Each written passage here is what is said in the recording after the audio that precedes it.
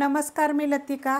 आज मी तुम्हाला फ्रेश मसाल्याची शेवभाजी बनवून दाखवणार आहे। तर त्यासाठी बघा एक कांदा भाजून घेतलेला आहे, थोडंसं सुक्क खोबरं, जास्त घालायचं नाही, आणि हे पण सुक्क खोबरं थोडंसं बघा एकदम मी पातळ कापलेलं आहे, ती पण भाजून घेतलेलं आहे।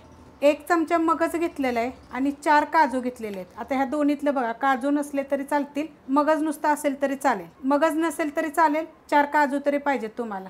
त्यासाठी बघा 2 हिरव्या मिरच्या, 1 गड्डी लसूण आणि अर्धा इंचपेक्षा जरा जास्त आलं घेतले, ही पातळ कापून घेतलेलं आहे। गरम मसाल्यासाठी बघा आपल्याला अर्धा चमचा मी धने घेतले, ते अर्धा चमचा जिरे घेतलेले आणि अर्धा चमचा बडीशेप घेतलेले आहे। आता ही गरम मसाल्यामध्ये ही लाल फुल घेणं जरुरी आहे, थोडंसं घेतले बघा, पण घ्यायलाच पाहिजे। दालचिनीचे हे छोटे छोटे 2 तुकडे घेतलेले आहेत, 4 लवंगा घेतलेले आहेत, ती 4 मिरी घेतली ती, आणि ही बघा स्टार फुलच्या 3 पाकळ्या आहेत ती, आणि दगडी फुल आहे। हा मसाला बी जरुरी आहे। तर हे मसाला जर घेतला का नाही तर ह्याची चांगली पावभाजी तुम्हाला हॉटेल सारखी चव लागणार, 1 नंबर। ह्याच्यापेक्षा आपल्याला जास्त मसाला नाही पाहिजे, एवढाच पाहिजे। आणि तुमच्याकडे हा कोणताच मसाला नाहीये तर मी मिसळ मसाला टाकलेला आहे, त्याची तुम्ही शेवभाजी बनवून बघा, 1 नंबर लागते। मिक्सरचं भांडं घेतलेलं आहे, आता त्याच्यामध्ये हा मसाला आपल्याला बारीक करून घ्यायचं। तर त्याच्यामध्ये हे हलकंसं गरम केले आणि ही पण हलकंसं गरम केलेलं, जास्त गरम नाही करायचा, वास बीस येऊ नये म्हणून थोडासा गरम करायचा। आता हे सगळं मिक्सरच्या भांड्यात आपण टाकून देऊया। तुम्हाला मी चमच्याचं माप बी दाखवते, कोणता चमचा आहे मी तुमच्या लक्षात येईल। आणि ही जी मी शेवची भाजी दाखवणार आहे ना, ती 5 ते 6 माणसांना पुरेल। धने, जिरे, बडीशेप आणि हा गरम मसाला। आता हे जी धने जिरे वगैरे टाकलेत ना, ते भाजलेले नाही, सगळे कच्चे आहेत। आता हा मिक्सरला बारीक करून घेऊया। मिक्सरला बघा ही बारीक करून घेतलेलं आहे, छोट्या भांड्यात केलं, कारण की हे मोठं भांडं ना काय माहित चालायचंच बंद झालं अचानक। कढई गरम करत ठेवली, त्यामध्ये आपण तेल टाकून घेऊया। तेल 1 चमचा टाकायचं, म्हणजे 1 पळी, आणि चांगलं कडक गरम होऊन देऊया। तेल गरम झालेलं आहे, तर गॅस बारीक करायचा। त्याच्यामध्ये एकदम थोडेसे बघा जिरं फोडणीसाठी, जिरं चांगलं तडतडून देऊया। कढीपत्ता, 2 चिमूट हिंग पावडर, आणि जो मसाला आपण मिक्सरला बारीक केलाय की नाही तो टाकून घ्यायचा। गॅस बारीक करायचा, गॅस बिलकुल मोठा करायचा नाही।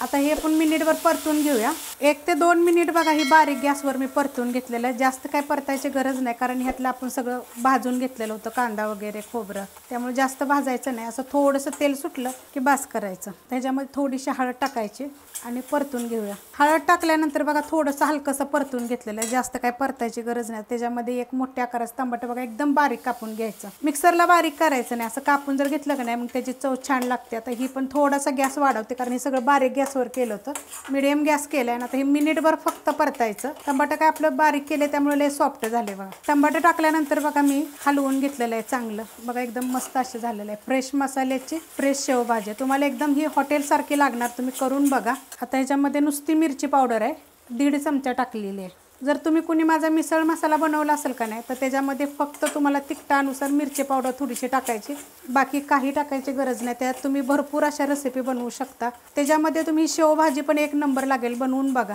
आता हे बघा हलवून घेतले, ह्याच्यामध्ये चवीनुसार मीठ मिक्स करून घेऊया। आता ह्याच्यामध्ये आपल्याला गरम पाणी टाकायचे। कधी बी ज्या अशा गोष्टी असतात ना, मिसळ म्हणा, शेवची भाजी म्हणा, तर त्याच्यामध्ये कढी, काजू कढी म्हणा, ती पण मी टाकली ह्याच्यात। कधी पण अशा गोष्टीमध्ये तुम्हाला जर तरी पाहिजे असेल तर गरम पाणी टाकायचं। तर आता हे बघा गरम पाणी मी केलेलं आहे। आता ह्याच्यामध्ये बघा 2 पेले मी टाकते पाणी। आता हे हलवून घेऊया।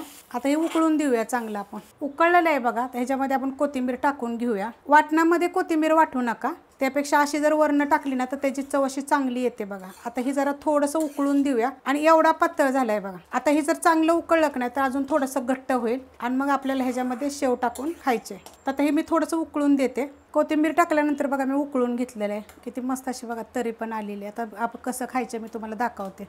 प्लेट घेतलेली आहे, त्या प्लेटमध्ये घ्यायचं बघा असं। ह्याच्याबरोबर बारीक चिरून कांदा घ्यायचा, परत तुम्हाला सांगते लिंबाची 1 फोड घ्यायची, ब्रेड थोडंसं भाजून घ्यायचं, ब्रेड पाव असं थोडंसं गरम करून घ्यायचं, एकदम मस्त असं होतं। आता ह्याच्यावरून आपण शेव टाकायचं। तर शेव तुम्ही कोणती पण टाकू शकता, बारीक टाका, मोठी टाका। तर बघा ही अशा पद्धतीची मी शेव घेतलेली आहे, ही वर्ण टाकायची अशी, आणि कडक शेव आहे। ह्याची पण रेसिपी मी टाकलेली आहे, शेव लहान मोठी सगळ्या बघा रेसिपी आपल्या चॅनलवर आहेत। अशा पद्धतीनं टाकायची, आणि तुम्ही पावासंग चपाती संग खाऊ शकता मस्तपैकी एकदम। जर तुम्हाला ही रेसिपी आवडली तर लाईक करा, सबस्क्राईब करा, कमेंट करा आणि शेअर बी करा।